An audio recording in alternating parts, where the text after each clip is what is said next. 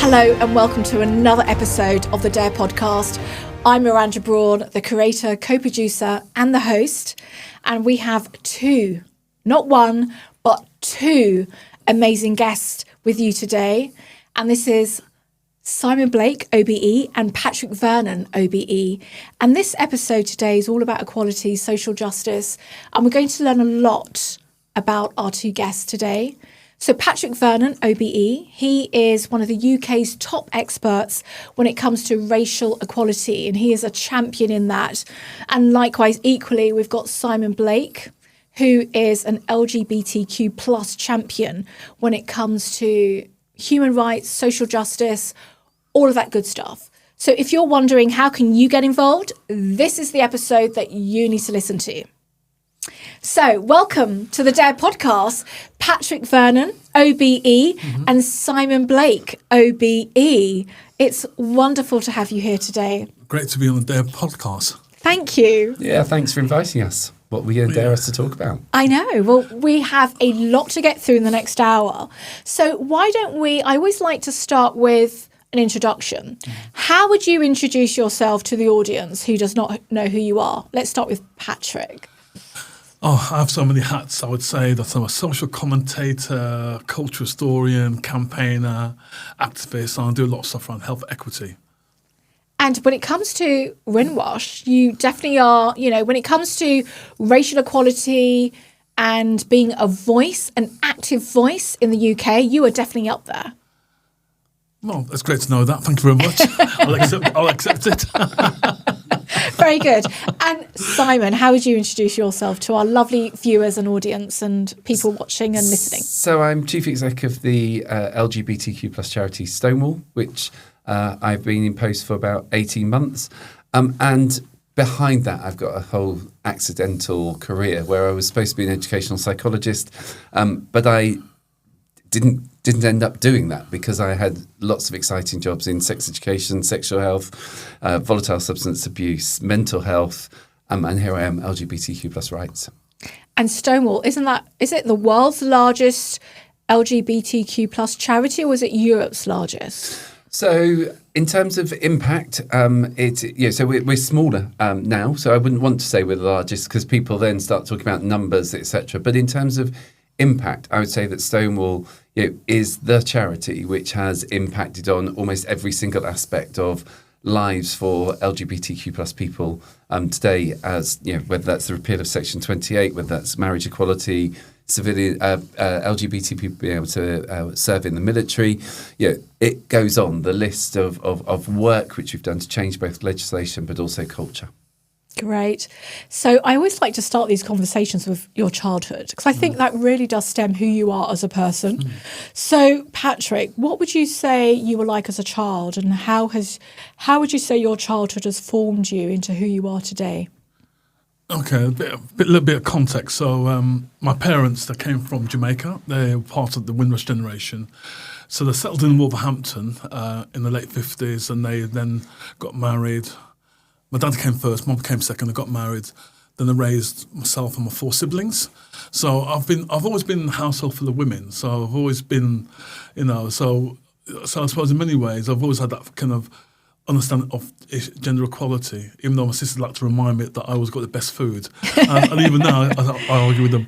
But I think for me, growing up in Wolverhampton was really important for two reasons, because there was lots of Jamaicans that came during that time, and that African proverb, it takes a village to raise a child. Yes. That was my experience, because everyone came from the same part of Jamaica, the northern part of Jamaica, and so people were either related or connected in some ways, and that was quite important because it was quite a hostile environment when my parents first arrived in the late 50s, and then when we were growing up in the 60s and 70s, you had the National Front and marching. You had, my parents were dealing with the whole stuff around the colour bar, discrimination, no blacks, no dogs or Irish. But we had that same different type of experience of, police. I wasn't stopped and searched that much, but lots of my peers were. The schools didn't really care much about black kids at the time. Actually, lots of us were classed as education subnormal. I was even classed as education subnormal myself for a short while in my school career because I had a speech impediment. So there was this label that was people. If you didn't fit into a certain norm, you were just classed as you had that label, and and even now people are still campaigning around. Why was I given that label? I was not given the opportunity to. You didn't encourage my full potential as well. So that was, but we as a traditional Jamaican household went to church. Had the rice and peas and chicken in our front room. We had 3 pictures. Picture of Jesus Christ. Always with the Last Supper. The Last Supper. Yes, Last Supper every one. Caribbean household the has Last got that. Supper, the Queen, and the West Indies cricket team. Oh, yeah. And I think that kind of reflected the contradictions and irony of growing up black in Britain at the time. So, Christian upbringing, even though I did after a while, I stopped going to church, but that's still there. The Queen in terms of empire, mother country, and then the West Indies cricket team, because at the time, there wasn't that many, the black experience. The only time you saw black people in sports, you saw 1 or 2 black football players back in the day, but when the West Indies cricket team arrived in town, that gave that extra pride. And we knew that they were going to give England a good... And that was a contradiction because obviously we were growing up in Britain, so we had partly identified with Britain, but we identified with our Caribbean roots. And you had that contradiction of... And like that classic, hey, normal type cricket test. Where do you fit? Who's British? And so we, but the West Indies team reminds us about our Caribbean heritage. And we're still one of the most successful international teams ever after all these decades. Yeah. I love that. And what about you, Simon? So I grew up in Cornwall, in a very small village, and mum and dad and an older brother. We went to a Methodist church, and very small, tight-knit community. And I think my childhood was as close to perfect as it could be, in that there was no mobile phones. There were lots and lots of animals. There were lots of plants and flowers. We could go out and do whatever we liked as long as we were home for tea time. And I was really lucky in that there was a farmer down the road who lent me a pony. And I was obsessed with horses. So I love that. Lent you a pony. I mean, you didn't get that in East London. So a pony called Tommy. And then I got another pony that was lent called Frosty. But I won't go through the various names. But I was obsessed with animals as a child. And still am. We'll talk about animals later, I'm sure. It was just lovely. And the reason I think it's such a nice question to ask is we so often talk about resilience and risk without thinking about how we were enabled to develop as we were children. And I'm sure that lots of my way of thinking about processing, understanding risk is because of the way that my brain was enabled to develop through play and through that risk-taking process. So I feel incredibly lucky. We almost drowned each other daily. We were set loose on the Bodmin Moor without anyone really noticing. And we were gone. But as long as we were back before dark, it was fine. And I love that. I mean, I had a similar childhood. And I think when I look at children now, and they're not really getting that play outside because it's a different world that we're living in. It's not safe to let your kids just roam the streets, from morning till or dusk till dawn or whatever that is. So that's really interesting. But let's just be really clear that it is no less safe now than it was then. Yeah, probably not. So all that, and I don't have children, and I think parenting is one of the most important jobs that anybody would do, and I don't envy anybody, trying to navigate it. But we used to, take an hour and a half to get home from school, and that's a long time. Well, but just we would sort of stop and have a kick around in the park, right? And yes, we might go and see the horses, and we weren't. Nobody was worried constantly about it. Whereas now it will be the checking and the text messaging and all those sorts of things. But all of the statistics, as far as I understand it, shows that it is no less safe. And in fact, I think is safer if you think in the UK. And obviously there'll be places where that's not quite true. But overall, and yet our propensity to think that the world is frightening, to think that everything is scary, is so high that perhaps we need to rethink some of that if we're going to really enable people to play, to take risks, to experiment, to learn about themselves and to be brilliant change makers when they get into adulthood. I think that's a really interesting perspective, especially when you think about when we were growing up and we had no seatbelts in the back seat of the car. Now you do, so you have that extra safety.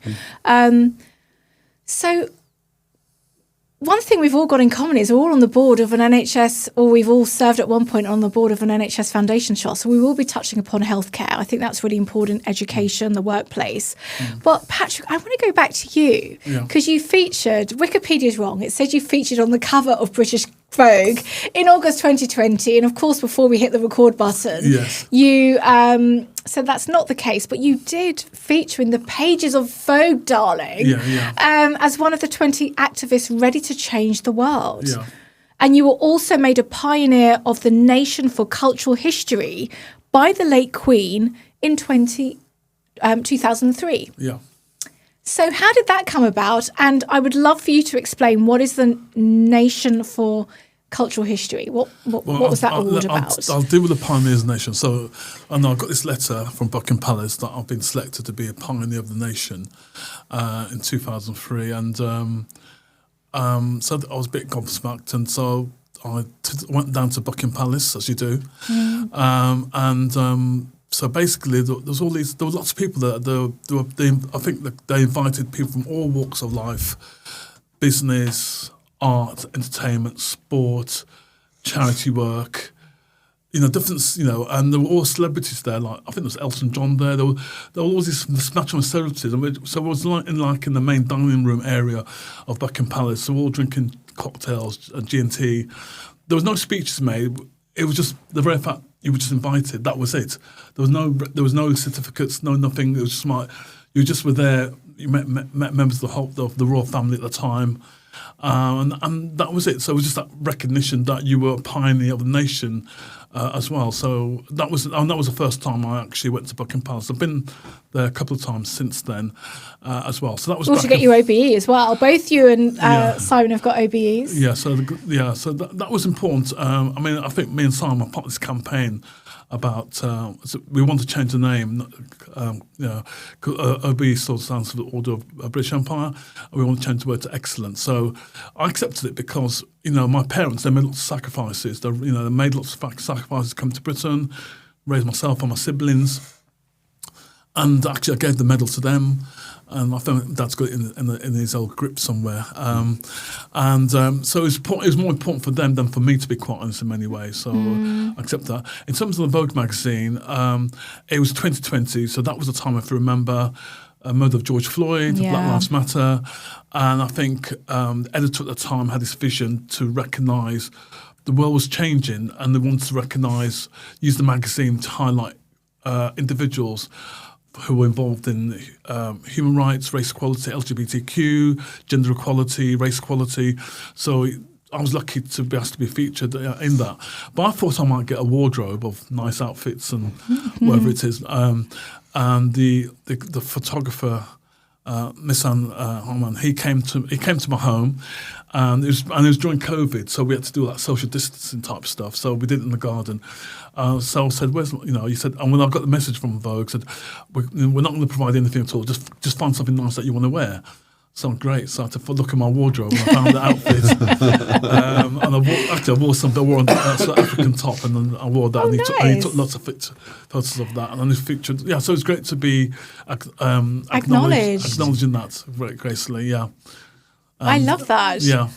And Simon, tell me about you and your work to get the OBE and your visit to Buckingham Palace and how all that came about. I have to tell you about my last visit to Buckingham Palace, because it was just so I was going to meet one of the King's advisors. It was Friday afternoon, and I was riding a line bike, and I was already tight for time, and I went to try and park close to Buckingham Palace, and I realised that I then had to get right down about 3/4 of a mile away to the other end of the road.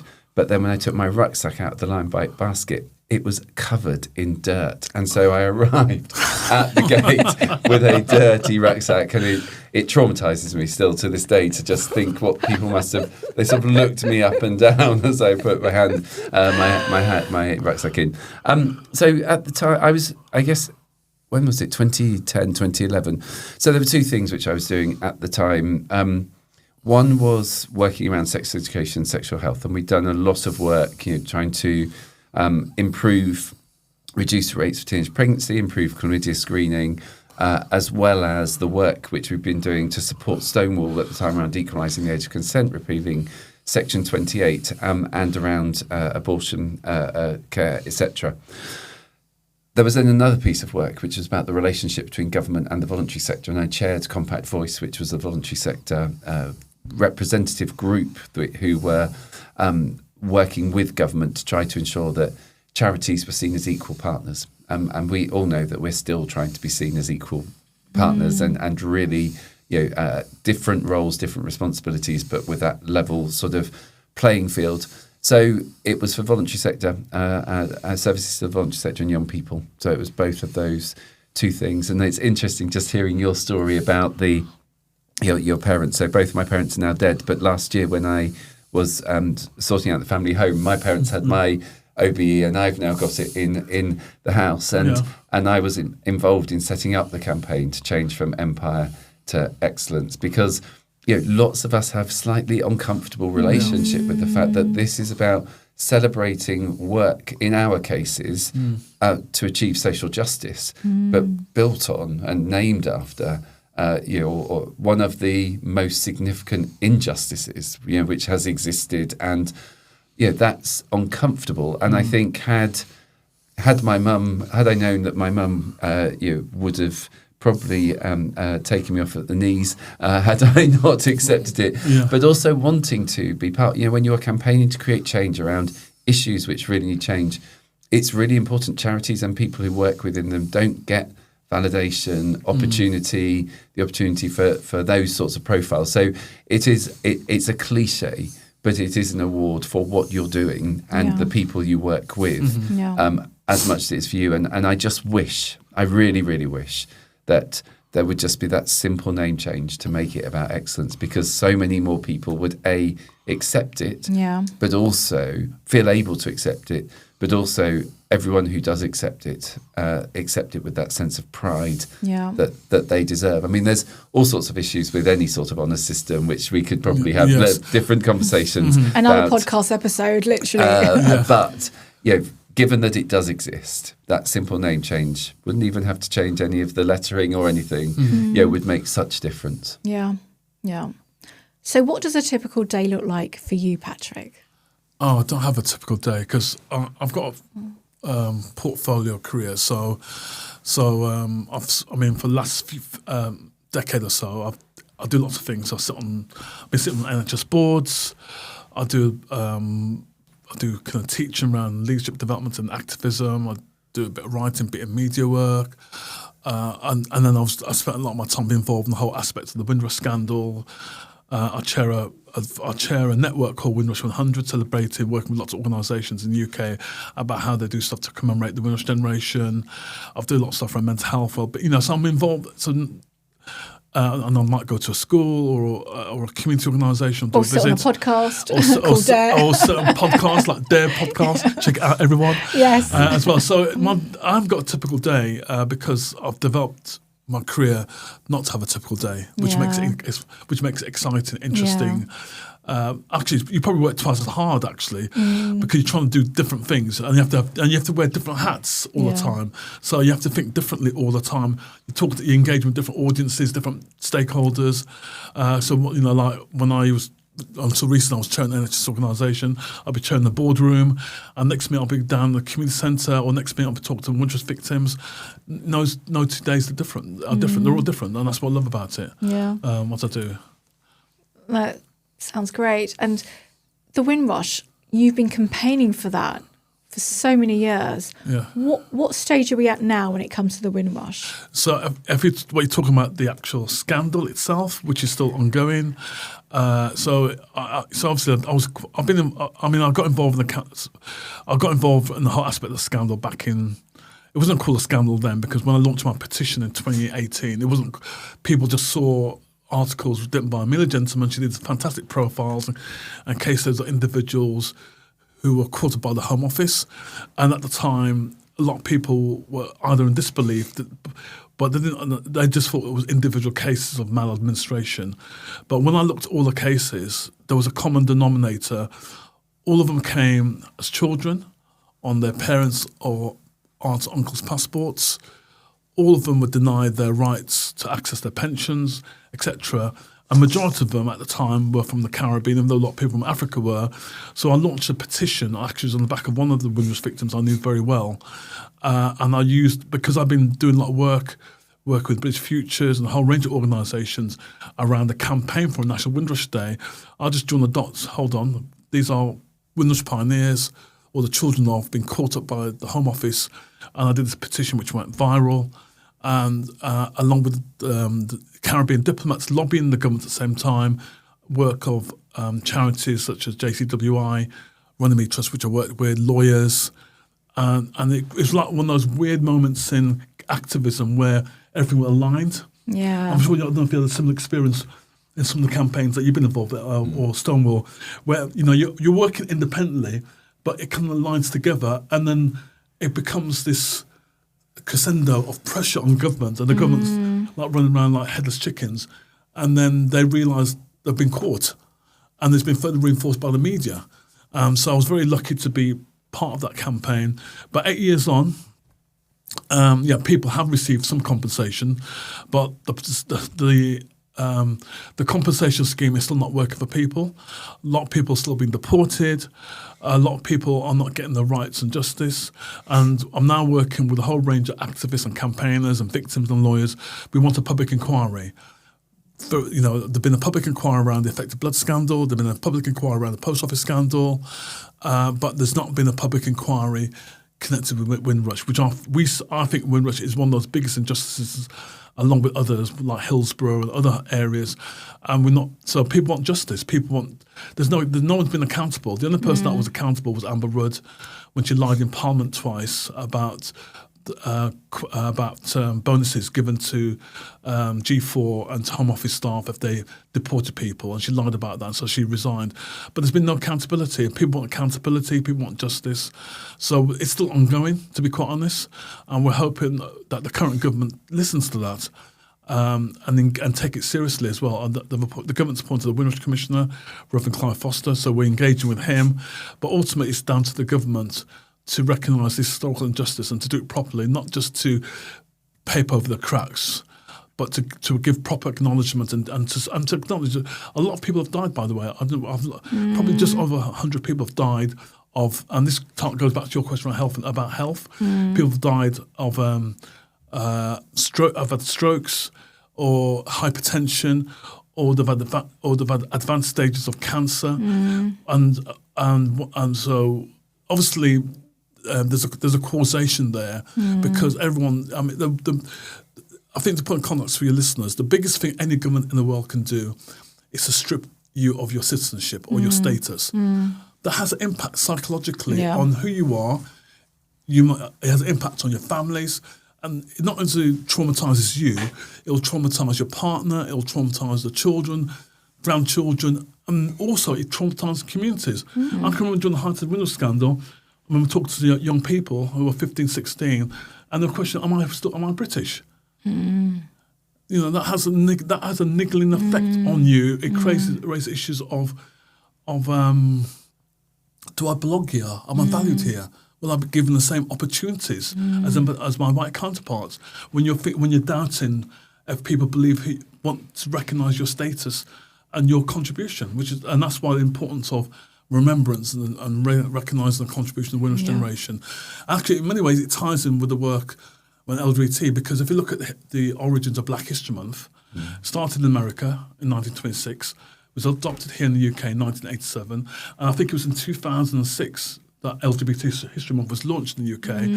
And I remember because I actually did by that time I did my campaign 100 Great Black Britons.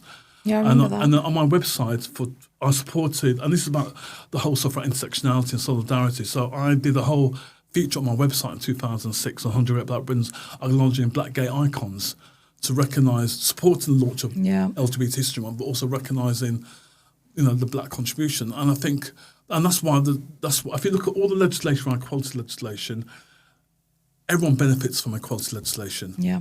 All communities benefit. It's not like it's just for me, it's for everyone. Exactly. And that's part of this history which I think people don't understand this history. It's a long history. Yeah. From the rights of women having the right to vote for women in 1918. Yeah. Sort of Race Equality Legislation, Equal Pay Act, and all the legislation and policy work around LGBT. It's all connected, but people want to just. Fortunately, people use this divide and rule situation, and certain communities think, well, divide, rule, conquer, and all that sort of and stuff. I've got my rights, Yeah, and so the rest. yeah. You know what I mean? I mean, we definitely could have a whole podcast episode, double the usual time just on that topic. And thank you so much for sharing that and just confirming all the great work that you're doing. And you have touched upon, LGBTQ plus, etc. But Simon, what does a typical day look like for you? And what would you say are some of the major campaigns that you're currently working on at Stonewall or have worked on since you've been there for the last year and a half or so? Sure. So, I mean, similar in terms of, is there a typical day? And the answer to that is absolutely not. So, but I guess where it is typical is I'm an early riser, and I try to do a bit of exercise in the morning, and I've just moved out of London. So I'm now building a commute into my day, which is really interesting after 27 years of being, I'm in London, and I'm 3 days a week, I'm in London, and, often here by 8 o'clock and at home, at sort of 11 p.m. And within that, there will have been conversations internally with staff, looking at whether that's looking at budgets, whether that's looking at campaigns, whether that's looking at specific piece of work that people have done. There will have been conversations with people within the sector who are either working on the same campaign, have the same view or same campaign or same outcomes and have different views. There will be within that then some engagement with corporates, some engagement with policymakers, and all of it. And the thing which I think is interesting about any work on social justice is just how much of your day it is possible to fill talking about either LGBT equality or wider equalities. And apologies, my typical day during hay fever season is also wiping my nose a lot. So, so apologies for that. But and then there are events after events after events as well, and that is both brilliant because it's showing that lots of the issues which 20 years ago very few people were talking about, actually now more and more and more people are talking about, and the particular sense of the intersections. Where does solidarity, where do the multiple identities which make up individual people arise, and how can organisations work together to ensure we protect equalities legislation? Is an increasing question as we hear people say maybe we don't need the Equality Act anymore, and of course we absolutely do, because as Patrick says, it benefits everybody. In terms of Stonewall's work, we've got 3 strands to our work. A purpose which is about trying to create a world in which every LGBT person is safe and feels equal and thriving. And we're trying to get some real data which helps us to understand what do people think about their feelings of safety, their feelings of equality, and whether they're able to thrive. But then our 3 areas of work that sit underneath that about navigating this period of turbulence. And there is no doubt that we are in the UK and around the world facing periods of turbulence, and Patrick, you talked about people saying, "Am I British?" and people's sense of what's coming through from the news. In the LGBT equality, over the last week, people in Kansas who are trans got a letter saying they could no longer drive until their sex assigned at birth was back on their driver's license. No grace period, no notice. Just so that sense of people saying, "Who are you? You are not. We want you to be different," whatever it is, is absolutely something that we have to be really alert to. And if people call that woke, then I'm very happy to be woke because those social injustices are absolutely critical and just permeate through absolutely everything: childhood, people's experience of work, people's experience of healthcare, people's experience of older age, etc. So. And the reason that we've named Navigating Turbulence is it also requires us to look outside LGBT issues, to work in solidarity with people working around racial equality, around women's equality, around disability. Because if we don't look at that, then what we get is that divide and rule, as you talked about earlier, wedges put between people rather than actually standing for shared equality, shared human rights, shared sense of social justice. We then got policy and legislation, and Hate crime is a big issue which we have been working on. Government committed in their manifesto to equalise all types of hate crime, so that LGBT and disability hate crime were an aggravated offence, which brings it in line with other hate crimes. And we're hoping that by the time this episode goes out, it will have passed through the final stages of legislation. We are encouraging, asking, demanding, requiring government to come good on its commitment to ban conversion practices, which are about changing people and directly trying to change people because of their sexual orientation or their gender identity. We've been promised a ban for 8 years. It's still not forthcoming, and it's been promised by the end of this parliamentary period, which is in May. And then we've also obviously been working a lot since the Supreme Court judgment about what it means to ensure that everybody has equal rights and experiences equal rights. The Supreme Court ruling, for those who are not familiar, was about what the meaning of sex was within the Equality Act. It determined that sex meant biological sex, but what it was also very clear about was that trans and non-binary trans people had equal rights. What we've seen since then is absolutely not a view shared across everybody that everybody has equal rights. We've got to find a way to do it, but also about excluding and marginalising trans people. So we've been working a lot with partners, coalition, to ensure that trans people's rights are protected. And I think it's really important just to say, of course, at this moment in time, that we know through history that there have been a series of moral panics, currently called culture wars, but historically written in sociology around as moral panics. And that focus on trans people at the moment is absolutely one of those, because violence against women and girls is absolutely incredibly important, and most violence against women and girls is committed by cisgender and straight men. And unless we face the truth, unless we have that clarity about where is harm coming from, then we will create policy solutions or lack of policy solutions that address those issues, because people are too busy saying, look over here, here are what the real problems are. And we've seen that with marginalised groups time and time again. It's happening around immigrants, it's happening around all sorts of people, and we've got to be absolutely clear about what does the data tell us, what are the truths here, and what do we need to do to try to address that. And in a world in which, unfortunately, it's becoming harder to verify what are the truths because there are so many information sources, and people are not clear where they can get that credible information from. It is easy for misinformation to be perpetuated and spread through social media and other forces. Can I just do a shout out? It's a 10th anniversary of Blackout, Black Men Gays group that's been going online for about 10 years. So I just want to acknowledge the guys. I'm one of their honorary members as a straight guy, so I feel someone to give them a call. Thank you for doing that. And you've both raised some really important points. And I'm really glad you also addressed disability, because I think that's always like the poor cousin that gets left behind, and it's not really raised in these types of equality questions and conversations.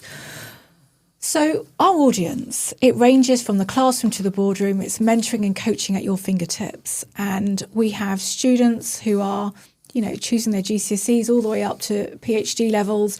We've got CEOs, board directors in the boardroom and beyond across all different sectors. Now, what advice would you give to someone who might be at school, maybe at university, college, maybe in the workplace, maybe in the boardroom, and they're not quite sure how to use their voice, how to navigate these types of questions? Because there is this thing, you mentioned the woke word, and everyone, there's quite a few people who are anti-woke. And it's, and DE&I now is something that people don't want to talk about. Sort of a two-edged question here, but what advice would you give to someone who wants to get more active, who wants to get involved, rather than just like a post on social media or watch this episode on YouTube or listen to it on a podcast platform? What advice would you give to someone to actually take that step forward to do even more than what they're doing, or even to start? And then the other side to that is, what would you say to people who say all this work is anti-woke and DE&I is something that everyone's trying to, well, not everyone, but certain people are trying to move away from?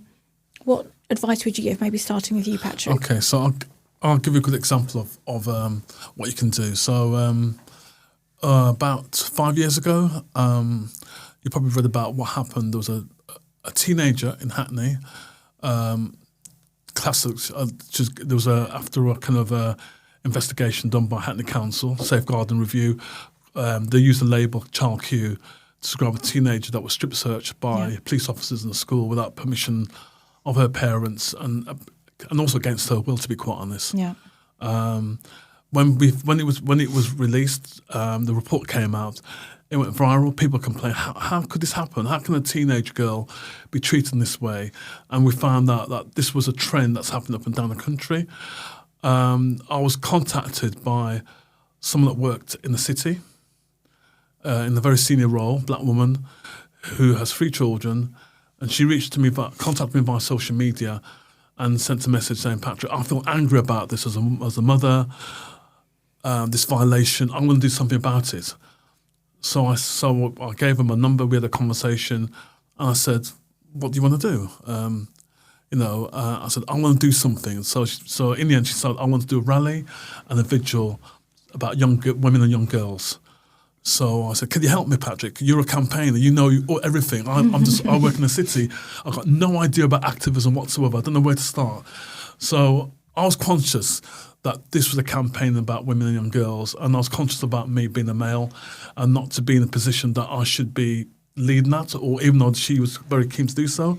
So I reached out to very close friends of mine who are involved in organising the Million Women's March. They have the march every year in central London about violence against women and girls. So I contacted the organisers of that, who I know very well, and we decided to work together as a team. So I'm working with 1 straight woman, 3 gay women, and myself as a straight male, working together. We organised a rally within 2 weeks. Over 5,000 people turned up outside Hackney Town Hall with a lot of media coverage.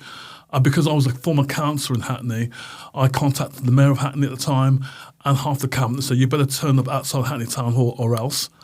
I didn't say the or else bit. I implied or else. If you don't turn up, it's going to be embarrassing for you. Yeah. They all turned up, contacted the 2 MPs. And this has been 2 weeks. In 2 weeks, I've contacted Diane Abbott and Meg Hillier, both Hackney MPs. I said to them, Meg, Diane, you're going to be there. Contacted GLA members. You're going to be there because can I use my address book? That's one thing you learn about activism.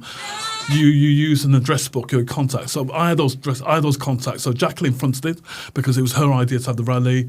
And the night before the rally, she called me, Patrick, I can't attend. I can't do this anymore because now I've been interviewed by the media. I just wanted I had the idea, of course, but I don't want to do this. This is too much. I said, Jacqueline, you better turn up or else. It was your idea. We've got a whole army of people supporting you. Don't be afraid. So she came, brought her mother with her, and it was fantastic. And that rally was important because it put pressure on the council to do more work around women and girls. And now the council have asked me about a year ago to chair a community advisory board looking at racial trauma in Hackney. And Jacqueline's involved in that process, or got involved in that as well. So she worked in the city. She had a sense of injustice. So if you have a sense of injustice, do something about it. Don't just pretend it goes away, because you're making a difference and you can add value. I think it's the power of collaboration. Yeah. The fact is, everyone's trying to do, so many people are trying to do their own thing on their own, but the fact that she reached out to you and then you used your network, it's the power of network and communication. Yeah. I do want to get onto that point in terms of how do you develop your network, but what response would you give to that? I think the most important thing is know that we can all do something, but none of us can do everything. So if I was to give one piece of advice to anybody, it would be think about what you're passionate at. Mm-hmm. Think about what you believe you want to achieve, and then know what your part in that will be. This is a big lobby. with a huge number of people, and that's amazing. For somebody else, it may be saying to the school, when you do this, it makes X feel Y, please can you change it? For somebody else, it might be investing £100,000 in a charity because they are able to work. It might be being a school governor. That activism comes in so many ways, and the most important thing is to remember that it isn't always easy, but it should always be something that feels as though it's the fire in the belly, that there's purpose, that you've got some enjoyment in the process and through what you're achieving and through the impact that you're making, even though it's not always on topics or issues which are easy. Because one of the reasons that I say that is it's so easy for people to become overwhelmed, or to think there's so much that's going on in the world, I can't make a difference, or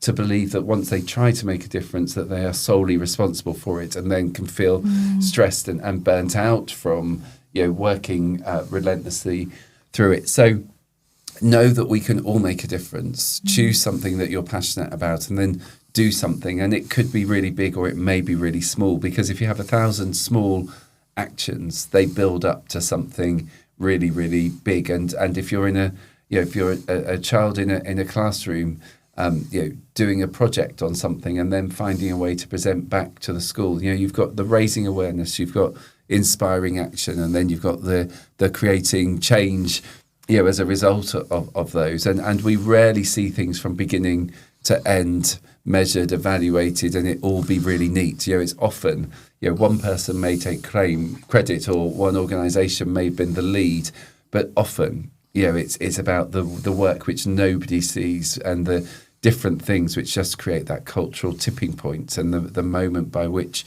things happen. And just from a Stonewall perspective, one of the things that I would say is really key, and you look right back through history, it's where people collaborate together. We've worked with businesses, we've worked with sports stars, we've worked with people who are working in other charities, we've worked with individual activists, and it's about that ecosystem that you're operating in where change really happens. So, I think, just to repeat again, we've all got power. We may not always feel as though we've got the power, and we may not know which moment we're in or exactly what we're doing, but using that passion and creating the change within the bit that you've got, you're able to make change is really, really critical.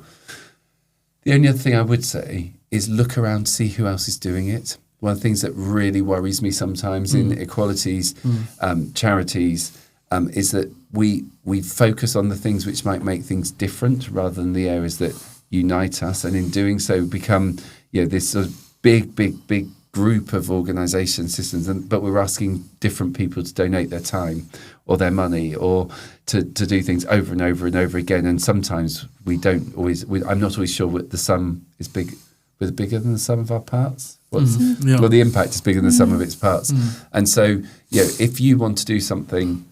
And I'll give you a very concrete example. When I worked in volatile substance abuse, parents would often want to set up a program, a project, a charity in the name of somebody if their child had died. And that's great. You're really important, really powerful. But there might also be somebody else doing almost exactly the same work and had found ways to join forces and may be able to make an even bigger impact. So however you want to do it, really looking around and seeing who else can I join up with, because the more we can stand together, the better it's going to be. Totally. We're stronger together. And I think you both touched upon some really important points. I think even for students who are in the classroom who might not have the funds to, donate or have the time, maybe they're focused on their qualifications, it can even be as simple as listening to this podcast and giving a talk in their school or mentoring someone. So you really touched upon, it can be something very small. It doesn't have to be something major. Now, you've both got successful careers. Just even say one thing, and you never know who's listening. Exactly. That's the other thing. That's so true. You don't know who you're inspiring. I saw somebody at school, from my school, at an event, an LGBT event, just last week, and he's straight, but I remember something that he said about gay people 38 years ago. and he won't know that I... Was it complimentary or complimentary, not? yeah, Okay, yeah, good. absolutely. When somebody was being homophobic and he just said something along the lines of, this is ridiculous. It doesn't matter what someone's sexuality is. And anyway, we're probably not old of us, most of us, to really know or understand very much. Something like that. But the essence of it at that time was enough. And I won't be the only person that heard it or remembered it. And that's the key thing in all of this is, whether it's seeing somebody who's being bullied and saying, that's not okay. Yeah. That may not feel like activism. That may not feel like campaigning, but that is taking action to make the world a better place. Definitely. Whether it's in the boardroom, outside the boardroom, on the street somewhere, within reason, because, there's lots of crazy people out there. But so did you come out when you were at school then? I didn't. No, it was just a conversation which was being, it was just part of playground banter, as I'm sure it would have been described at the time. I can't even remember lots of the details, but when I saw him, I just thought, gosh, I remember, that feeling of somebody saying, that's not okay. That support. And I think it goes back to the allyship. It's so important. Yeah. When did you come out then? University. Right. University, I think university is a really good time for most people to come out. So we are... But 40% of people go back into the closet when they go back into workplaces. Isn't that interesting? Back into the closet, if that's a phrase which people like. Many don't. And this is where, one of the things that we've done is we've, as part of the charity, the Miranda Brawn Diversity Leadership Foundation, would be great to see what we can do with Stonewall as well, collaborate. But we launched last year, we're relaunching the report on the Brawn Review, Boardroom Sustainability, Inclusion and Governance. What more do you think the boardroom and its organisation should be doing to be more inclusive and more sustainable with that good governance? For example, making organisations more inclusive from an LGBTQ perspective, maybe from a racial equality perspective, making sure these voices are heard, that we've got the right policies in place so that we are doing our best to eliminate discrimination, because it's in the healthcare, it's in the workplace, it's in the education sector, it's everywhere. You're quite right, and there have been lots of reports and initiatives around that, but unfortunately we're in this context and environment whereby boards are now being told directly or indirectly, don't push diversity, don't push inclusion because you're being woke and it doesn't look good on you, and they've been castigated by the media, and so we're in this kind of really turbulent time where it's almost like it's cyclical actually, because every 5-10 years we have great advancement, great policies, great initiatives, great political commitment. And then we go backwards again. So it's backwards and forwards, like 2 steps forward, 1 step back. And we're going through this backwards period whereby, as Simon said, Reform will talk about abolishing equality legislation, which means that other political parties say, well, maybe we can learn from this. So that's a danger. The reason why we have equality, EDI, is dealing with systemic structural discrimination and all the isms you can think of. That's what it's there for. If you don't have it, then it reinforces the structural racism that we see not just in the UK but globally as well. And there've been millions of people have fought for these. If you were to look at the number of people that have fought collectively in terms of all the equality policy legislation for the last, say, 100 years. There've been more people fighting it than people stopping it. I always quote in the final battle scene of a Star Wars remake, where there's more of us than them. There are more people who are willing to fight for inequality and discrimination than those that oppose it. But the way that certain media operates, it gives the impression that we're a minority of woke people. No, we are the majority. But some people, a lot of people don't want to come out and challenge because of the worried about. There's a fear. The worry because if they say something, it might work against them, or the confidence of speaking out. And that's why so it's always a handful of us still fighting a good fight. Well, that's how we met 10-15 years ago. And they look to us to fight the good fight. Even though they'll support you. I have a lot of people support the work I do. Yeah, but it's quiet behind the scenes. It's all behind the scenes. The scenes, yeah. So What would you say that a boardroom needs to do to become more inclusive then? I've sat on More loads of sustainable? boardrooms. Boardrooms haven't changed that much fundamentally over the last 30, 40 years. So what should they need to do to make that change? I think it's a pity that the Equality Rights Commission, they've got powers. And they used to, and back in the day, for particularly CRE, they used to have enforcement actions to say, we looked at your board, we looked at your policies, we're taking legal action against you if you don't shape up. That threat, I mean, we can have a whole debate that we should be having good conversations and listening and educating and bringing people up to a certain level. But sometimes, ever so often, you need that punitive kick up the backside required just to remind people that the law's there. If you don't follow the law, then we're going to come after you. No different for HMRC, no different to the CQC regulators, no different to Ofsted. It's just a reminder that ever so often that corporates, we're watching you, basically. And Simon, what I think would the you most say? important bit is to take for granted that diversity, not to take for granted, the evidence tells us that diversity is good for outcomes, whatever that is. So having a boardroom which is diverse. Now, I use the word diverse really carefully because it can't be representative. A board is always going to be small, but it does need to reflect diversity of the communities and to have people who are thinking outside of the status quo, have got lived experience, which maybe as a gay person, it may be as a person of colour, it may be as some person who's disabled, but can be thinking about actually, if we are to improve this for everybody, we need to think about how we're going to address issues around inequality. So you need a mindset. Yeah. You also then need data.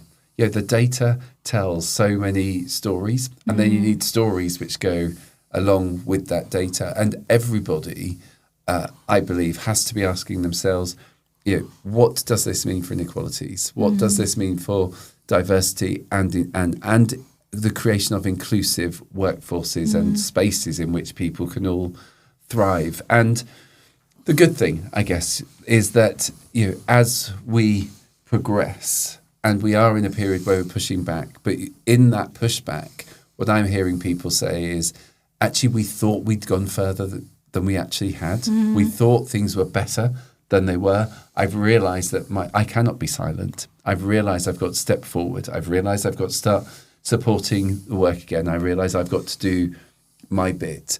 And that, I think, is probably, if we only had one bit, we all have a part to play in this. And it starts with us knowing that our frame of reference is only one frame of reference, but that all of the data, and it's indisputable, shows that the inequalities that persisted 20 years ago still persist now. They might be slightly different. We might have better understanding. But if we just take for granted that our systems and our structures have not been designed with everybody in mind and keep thinking about how do we keep on improving them to make but not doing it in a way which means that we try to tackle everything all in one go and make no difference at all. What are the three things that will make the best difference to be more inclusive, to address disparities in outcomes?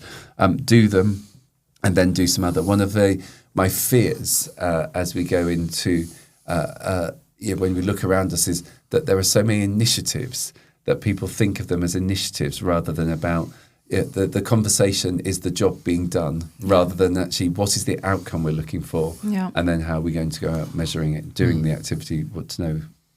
Data and outcomes is really important. I agree with you there.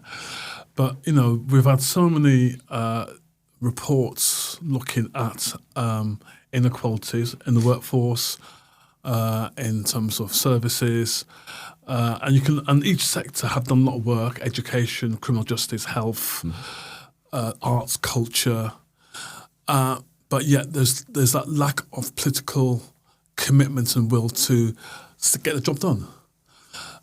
So if there's a change in leadership, change in chief exec, or even change in membership of the board, it's almost like we have to start all over again. And it feels like Groundhog Day.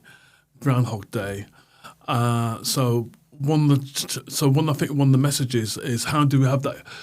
How do we be persistent and consistent? Persistency is where people like ourselves remind boards and organisations you need to be persistent and keep going. consistency is boards taking it seriously and do it as part of their day job, not as an add-on or a frill or extracurricular activity. It's part of core business.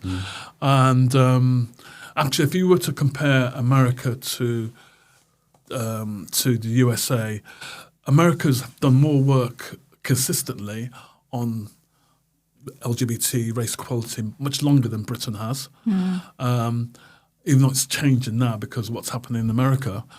And so they've got more evidence in America about outcomes and data than we have in the UK.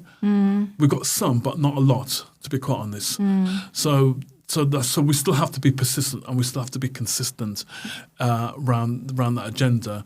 And actually, in many ways, this is quite important, especially the work that you do, Miranda. Because I remember I was one of your volunteer mentors many years ago. I know, when we first started, and you gave a workshop on race equality and all that jazz. And I've lost contact with a mentee, and it'd be good to catch up with her because it's been several years now. We'll see what we can do, because we are doing a Where Are They Now. I'd love to see what she's doing and stuff like that. And we used to have these conversations. At that time, she was doing the A-levels, and she was talking about, and she was also exploring her sexual orientation at the time, and talking about, we had a really interesting, it wasn't simply about mentoring, I was learning from her actually. Yeah, the reverse mentoring is so important. And etc. So it'd be good to touch base with us. No, definitely. Well, look, we are running over, and we've got maybe 5 minutes left of some really quick answered questions. Hint, hint. Yeah. We've got loads of questions, but we're going to have to just power through with some quick answers. So you've both got successful careers. What would you say, and this is a Successful Mindset podcast, do you guys have any visualization tips, vision boards? How do you, what success tips would you give to our audience? And how do you plan for your success? Is it vision boards, visualization? Do you just set a goal, write it down? I did a TED talk on D.A.R.E to draw your dream life. Do you do drawings? How do you figure out where you want to go, and how do you achieve that success? As individual or as organisations? As an individual, yeah. As an individual. I started by saying that my whole career has been accidental. And so for me, success is enjoying what you're doing and believing that you're making a difference. And somehow I found myself in the right places at the right time. That I believe that Stonewall is the place that I should be in this moment in time. The job came up in 2015, and I knew that it wasn't right at that time to go across to it. So for me, it's always been that people talk about work-life balance. People talk about your 5-year goals. People talk about things. For me, it's very much in that there and then and now. Do you believe that you are taking up a space which you are able to make a difference in and adding value? Yeah. And I think two things for me. I'm an eternal optimist. That's good, ditto. No, seriously. It goes back to the enthusiasm and the energy for E in D.A.R.E. So I'm an eternal optimist. If things don't work out, you have a plan A. No, plan B, plan C. You have a plan. If you don't have a plan, that's when you start thinking, well, who am I? Am I worthy? It has an impact on your self-esteem, confidence. So you have a plan all the time. And I think I do agree with you, Simon, about timing, because I remember there's certain jobs I've had. If I look at my career, and there's certain jobs I had that helped me to step into the next level. So I remember being a manager of a Citizen Advice Bureau in South London, did that for a couple of years. And then I got this job working for Mind back in the late 1990s. I was part of the senior management team for Mind, which was amazing because I learned actually a lot of my campaigning tools were from Mind in terms of media, working with stakeholders, understanding the role of government and all that kind of stuff. So I think, certain jobs, there might be certain jobs that take you nowhere and you have to deal with that. But and there are certain jobs that elevate you to certain levels or experiences, and then you build on that basically. Yeah. And how do you handle failure? Because everyone talks about success, but no one really wants to talk about failure that much. Very quickly, in 30 seconds, 1 minute each, how do you handle failure, Simon? For me, it's just inevitable, because if you're trying to create change, then you are working moments will come, but you're working against a system, or you're working in a system trying to make. So you're going to be learning, you're going to be making mistakes. And I think the best sort of piece in this is when people talk about when a child is learning to walk, you don't tell them off each time you fall down. You clap like hell each time they get back up again. And I think that is the nature of this work, that I too am an eternal optimist, but I'm also a realist. And within that, the moment will come. So if something doesn't make it, whether it's legislation, policy, or program at a particular time, you're setting the groundwork for when it will. Yeah. Or it's not good enough and it's not needed. Something's going to be better that will take its place. Yeah, thank you. Patrick? For me, it's about dealing. It's about dealing with the hard knocks of life. We're always going to get hard knocks of life, and the job is how do you build yourself up and get back on track, and that comes with support from friends, family, inspirational things like reading, music, and then you just get back on track again, and you just the Ghana expression, Sankofa bird. You look forwards. You fetch from what you have, and you move forward. You keep moving forward. That's a good one. Yeah. And it's all about the resilience in R. So what's next for you two, Simon? I suspect that Stonewall will be my last full-time big job. And then from that, I hope to do what Pat's done and think about how can you build a group of things together that you hope you can contribute to, and I don't know what that will be, but it's really important for me that whatever that is, it's about recognizing that you've got skills or something that you can contribute to something that you're really passionate about. For now, I really am, full time. This is a really important time for LGBTQ plus communities, and I want to give absolutely my best to that. And at some point, I'll be like, okay, it feels like it's probably time for somebody else to take on the baton, and we'll see what's in front of me at that time. Sounds good. And Patrick? So I'm doing a couple of things. So I'm trying to document all the work I've done for many years, my legacy of activism, stuff I've done for many years. So I'm in the process of doing a couple of things, working with a couple of people to help document what I've done. I'm a pro-chancellor at the University of Wolverhampton. I've negotiated with the university. They're going to give me a space in their library. I'll be donating about 3,000 of my books and some of my materials as a library in the university, in my hometown, Wolverhampton, as a way of saying to the students, the university and the wider community, here's a resource that you can tap into. And then just recently, I've just been appointed by the Jamaican government to be one of their UK representatives to represent the Jamaican diaspora community in the UK. So I'm now looking at what can I do to help my parents' mother country, Jamaica. I love that. That is just amazing. And so we always ask, we've got some 5 rapid questions very quickly. Like we're talking like 10 seconds each, guys. I know we could go on and on. But before we do that, what do you dare our audience to do? Maybe we'll start with you, Patrick. I think dare to be you. So one of the things which people always bring to my attention is how I dress. And I think I've changed my wardrobe quite dramatically. So it's all about wearing what you feel comfortable. Yeah. I've been in board meetings, NHS board meetings, where I wear the different colour suits, and people looking at me, is this guy for real? I don't care. I feel comfortable wearing that. Yeah. If you've got a problem, that's your problem. It's all about being, they say bring your true self. And when you do, it's like, oh. I think it's important because many years ago, I used to wear dark suits. I used to crouch, 6 up one tall. Yeah. And because you have this stereotype about black men. Yeah, so you try and make yourself smaller. Yeah, but no, I don't get. I wear whatever and accept who I am. I accept who you are. Please accept me. I love that. Simon? Dream for, and then make it happen. Yeah. Take your bit to make it happen. Yeah. Wonderful. And now some really quick questions, and then we will be coming to the end. What's the first thing you both do when you wake up in the morning? I get out of bed. Straight away? Straight away. No snooze? Sadly, I'll probably look at my phone and see what the latest WhatsApp message. Yeah. Last thing you do before you go to bed at night? Have a think about some things that I'm grateful for. Oh, that's really important. Yeah. That's key for happiness and all of that. Do you have a journal? I have a 1 sentence every day. Oh, yes. Patrick? I've got this app called Calm. So I listen to so it's like some calm music, soothing, something just to help me get to sleep. I love that. And what's keeping you up at night? Sadly, I've lost quite a few friends recently. I think I shared with you, I lost a friend over the weekend. I'm sorry to hear that. Yeah. I think it's about our mortality. I mean, each day we're lucky to have that day, and you try and do as much as you can that day. But you also have to recognise that we've only got a certain time on this planet. Simon and myself, we're both on the bereavement commission, weren't we?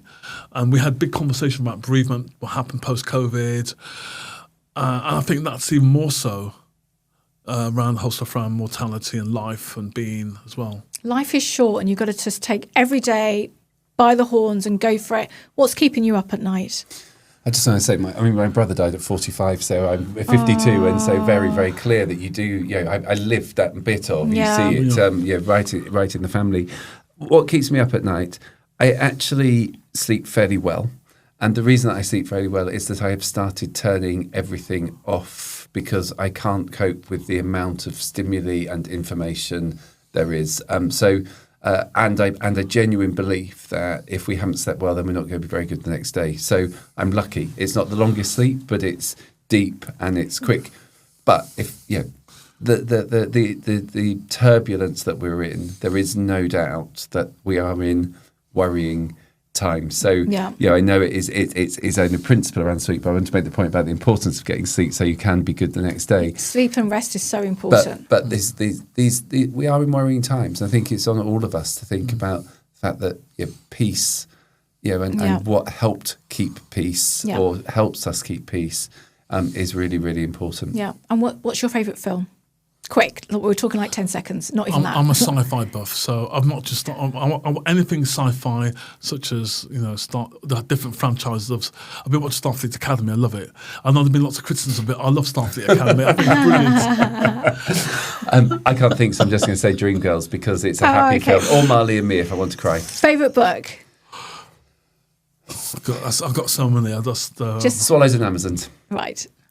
So my favourite historian is a guy called Joel Augustus Rogers, 100 Amazing Facts of the Negro. Wow. Okay. Favourite song?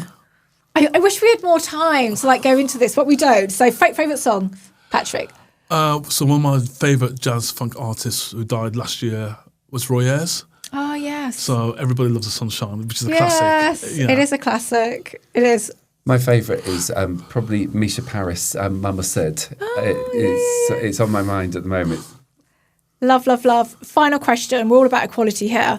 Flats, heels or trainers? Simon? Trainers. Trainers all the time. Done. Right, well, look, we've come to the end. We have come to the end of this D.A.R.E podcast. Thank you so much for joining us. How do you feel it went? Did you enjoy the conversation? Well, you gave us 10,000 questions. I think we did answer all of them, Simon. Yeah, I think we did. We got there. You got there. You answered all the main themes that we wanted to cover. Well, Patrick and I don't often sit in a room together, even though we've sat on screens together. So that's been great, and it's been great to have the conversation with all three of you. So thank you very much. No, thank you. Yeah. Thank you very much. So thank you very much for listening to the D.A.R.E podcast. We're all about successful mindsets with global leaders and celebrities. And I'm Miranda Brawn, the curator, the co-producer, and the host. You've just heard a fantastic episode, which has been all about equality, social justice, and so much more, with two of the UK's top equality champions and experts, Patrick Vernon OBE and Simon Blake OBE. Thank you so much for watching and listening. Don't forget to follow, subscribe, share, like, all that good stuff. You can watch us on YouTube. You can listen to us on your favourite podcast platform. Take very good care until next time. And thank you very much for your support.